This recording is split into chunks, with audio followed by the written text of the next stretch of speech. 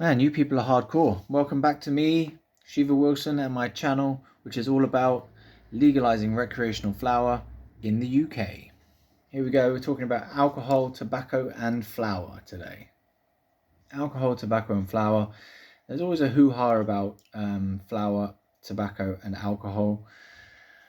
As in, if you want to legalize one, why don't you ban the others? If you want to ban one, ban them all. No. If you want to ban tobacco, then you should legalize flower and ban alcohol. I don't know. If you want to ban alcohol, you better legalize flower. There's always some hoo-ha about it. And the most general argument goes something along the lines of, well, alcohol sucks, and yet that's legal. And tobacco sucks, and that's legal. So why not flower? Because flower doesn't suck, and that should definitely be legal. Well, flower does suck, and that should be also legal. In fact, anything that sucks should be legal. So alcohol, tobacco, and flower are all substances that have been used by humans for centuries, and all three have a complex relationship with society. Here's a breakdown of their parallels, similarities, and differences. Parallels and similarities. Psychoactive effects.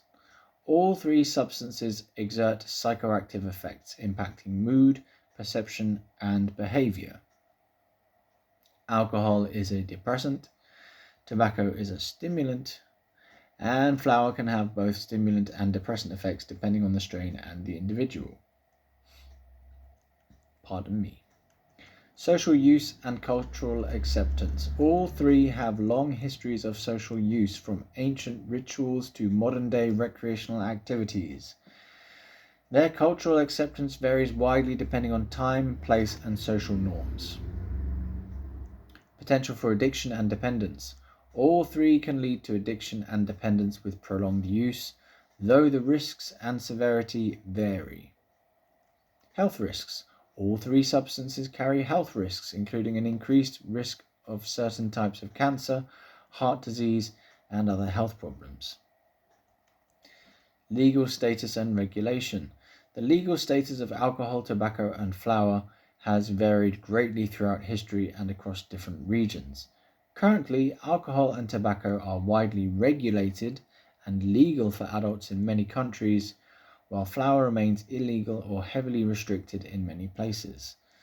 So yeah, what I'm saying here is the old argument of, well, alcohol and tobacco are widely regulated and legal, therefore flower, which could be argued is a softer drug than alcohol and less addictive than tobacco, should be regulated and legal for adults in this country, the UK.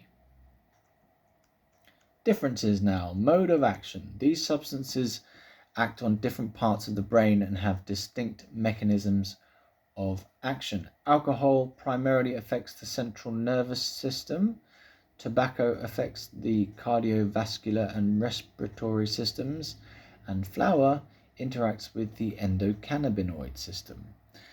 So that's an interesting thing, the endocannabinoid system, which is this system of endocannabinoid receptors in our brains.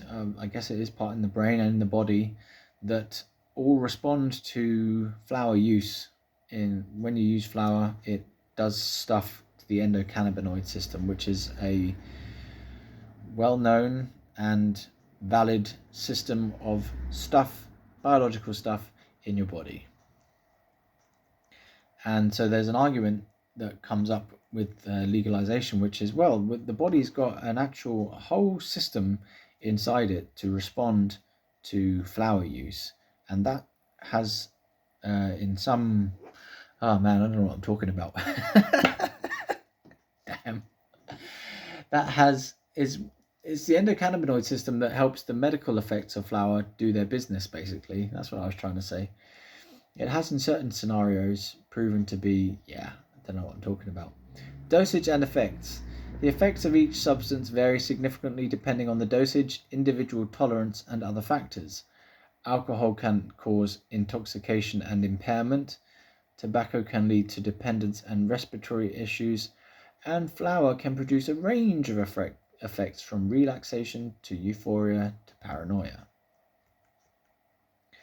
Long-term health risks. The long-term health risk associated with each substance are distinct. Alcohol can lead to liver damage, heart disease, and neurological disorders. Tobacco is linked to lung cancer, heart disease, and chronic obstructive pulmonary disease. Flower use is linked to respiratory issues and potential cognitive impairment, though its long-term effects are still under investigation. There was a study done recently that says something like flower use can help stop the degenerative process of Alzheimer's and Parkinson's. Not sure about Parkinson's, but Alzheimer's and dementia. So that's something there that's still under investigation. Social stigma. There is a significant stigma surrounding flower use, which has historically been more pronounced than the stigma associated with alcohol and tobacco. Probably because it's more psychoactive and people are therefore more afraid of it, I would have thought. If they haven't tried it, they're way more afraid of it because they don't understand what might happen to their minds, and they want to hold on to their minds and not get their minds blown by some flower that makes their mind go wibbly. I would argue the wibbliness is actually quite enjoyable. Important note, it's crucial to acknowledge that individuals' experiences and reactions to these substances can vary greatly. The information presented here should not be interpreted as a definitive statement about the effects of any substance on any individual. And it's also important to recognize that the legal and societal landscape regarding these substances is constantly evolving. It's vital to stay informed and make responsible choices based on current regulations and health information. So that's a lot of the bad stuff about the different substances there, basically. Yeah. Should have really come up with something to counterbalance that, shouldn't I? Oh well. Never mind. Thanks very much for watching, ladies and gentlemen. This has been a video which is all about legalizing recreational flower in the UK. Good night.